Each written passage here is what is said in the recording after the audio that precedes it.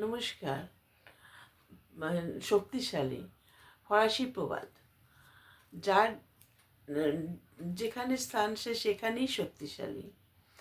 আমরা ইঁদুর আর সিংহের গল্প জানি, আবার একটা পাখি ও পিঁপড়েরও গল্প আছে। একটা পাখি জলের ভিতরে একটা পাতা ফেলে একটা পিঁপড়েকে ডুবে যাওয়া থেকে বাঁচিয়েছিল।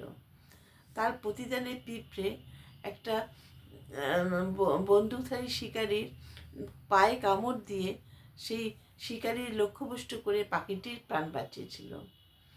যার যেরকম ক্ষমতা সে সেই দিয়ে উপকারে লাগতে পারে।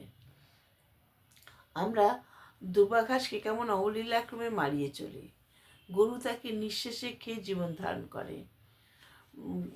ফুটবল মাঠকে আমরা ঘাস দিয়ে কেমন সুন্দর করে সাজিয়ে তুলি।